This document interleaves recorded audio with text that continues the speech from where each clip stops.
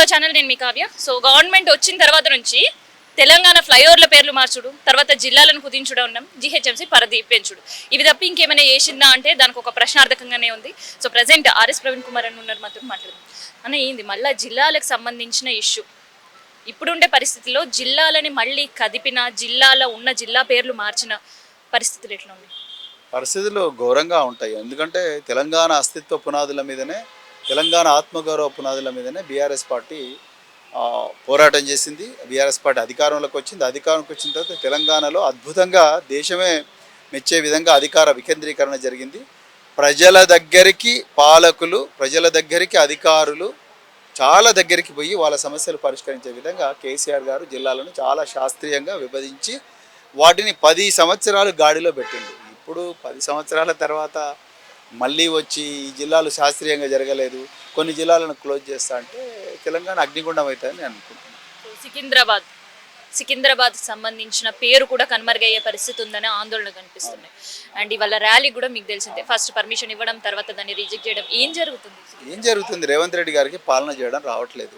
రేవంత్ రెడ్డి గారికి ప్రజా సమస్యలను అర్థం చేసుకునే పరిస్థితులు లేడు, ప్రజల భావోద్వేగాలను అర్థం చేసుకునే పరిస్థితి లేడు, ప్రజలకుండే సంస్కృతి మీద ఆయనకు అవగాహన లేదు, అవగాహన ఉన్నా కూడా దాని మీద గౌరవం లేదు. సో అలాంటి వ్యక్తి చేతిలో అధికారం పెడితే పిచ్చోడి చేతిలో రాయలాగానే ఉంటుంది. ఇది వాస్తవం. అందుకొరకే ఇలా సికింద్రాబాద్ అస్తిత్వం ప్రమాదంలో పడింది. నిజంగా హైదరాబాద్ సికింద్రాబాద్ జంట నగరాలు అనేది గత 400 సంవత్సరాల నుంచి ఉంది. హుస్సేన్ సాగర్కు దక్షిణాన ఉన్నది హైదరాబాద్, హుస్సేన్ సాగర్కు ఉత్తరాన ఉన్నది సికింద్రాబాద్, లష్కరు, అదేవిధంగా పట్నం. సో మరి ఇది ఈరోజు ప్రమాదంలో పడ్డదనేదే ప్రజలందరూ కూడా భావిస్తున్నారు. సో అందుకొరకే దాని మీద పోరాటం చేయడానికి బీఆర్ఎస్ పార్టీ సన్నాహం చేస్తుంది. సో పోరాటం బీఆర్ఎస్ పార్టీ చేస్తుంది. సో అంత అవగాహన లేకపోవడమా, లేదంటే అవగాహన ఉన్న వాళ్ళు ఉన్నారా లేదా అని తెలియకనే ఒక కన్ఫ్యూజన్లో ప్రవీణ్ అన్నని కూడా ఇన్వైట్ చేస్తున్న పరిస్థితి కాంగ్రెస్ పార్టీలకి. కాంగ్రెస్ పార్టీ అటెన్షన్ డైవర్షన్ మాత్రమే నేర్చుకున్నది, అటెన్షన్ డైవర్షన్ మాత్రమే చేస్తున్నది.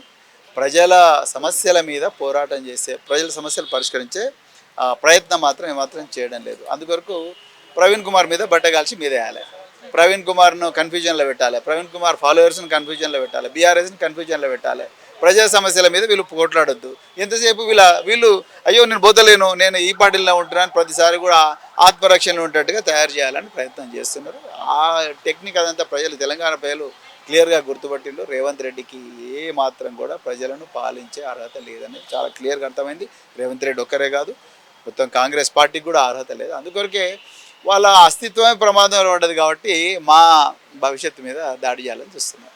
పదవులు ప్యాకేజీలతో మిమ్మల్ని స్వాగతిస్తున్నారు కాంగ్రెస్ అని వినిపిస్తుంది. రేవంత్ రెడ్డి ఖుద్దు చెప్పిండు కదమ్మా, ఆయన 2024 సంవత్సరంలోనే ప్రవీణ్ గారిని నేను ఆహ్వానించాను, ప్రవీణ్ గారికి రకరకాల పోస్టులు ఇచ్చాను, ఆ పోస్టుల పేర్లు కూడా ఆయన చెప్పిండ్రు. ఆయన నన్ను వీడి మరి బీఆర్ఎస్ పార్టీలోకి పోయిండు. ఆయన ఇష్టం, దానికి నేను రాజకీయాలు ఎవరైనా ఎక్కడికైనా పోవచ్చు అని ఆయనే చెప్పిండు.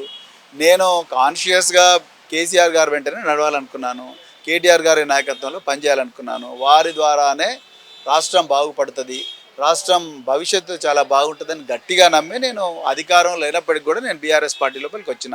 సో ఇప్పుడు రేవంత్ రెడ్డి గారు ఎన్ని డ్రామాలు చేసినా, ఎన్ని కుట్రలు చేసినా, కాంగ్రెస్ సోషల్ మీడియా వాళ్ళు ఎన్ని గందరగోళాలు చేసినా నేను మాత్రం నా అభిప్రాయాన్ని మార్చుకొని చాలా క్లియర్గా చెప్పిన. వాళ్ళకు కూడా ఆ విషయం తెలుసు, కానీ క్యాడర్ని ఎప్పుడు కన్ఫ్యూజన్లో పెట్టాలి, అది వాళ్ళు చేస్తున్నారు. అనర్హత వేటుపడ్డ ఎమ్మెల్యేలకి 7 మందికి ఇప్పటికే క్లీన్ చిట్, మిగతా 3 మంది తేల్చుకోండి అని కోర్టు ప్రతిసారి చివాట్లు పెడుతూనే ఉంది. క్లీన్ చిట్ ఇస్తూనే పోతున్నారు. ఏంటి అసలు? మరి వాళ్ళు ఇప్పుడు అది స్పీకర్ గారు నిర్ణయించాలి చట్టం. ఇప్పుడు ఈ విషయం ఏమో సుప్రీంకోర్టులో ఉంది. సో దాని మీద నేను ఎక్కువగా మాట్లాడను, కానీ డెఫినెట్గా న్యాయము ధర్మమే గెలుస్తుందని మాత్రం నేను చెప్పగలను.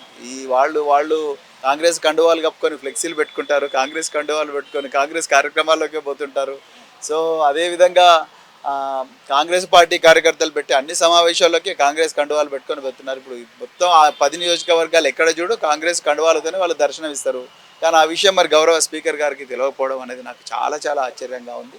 సో అది కాంగ్రెస్ కండువా కాదు, దేవుడి కండువా అని చెప్పే పరిస్థితి కూడా ఈరోజు వచ్చిందంటే ఇంకా ప్రజలను ఎంత అమాయకులు అనుకుంటున్నారు అనేది కాంగ్రెస్ వాళ్ళకి తెలుసు. సో ప్రజలకు కూడా తెలుస్తూ ఉన్నది.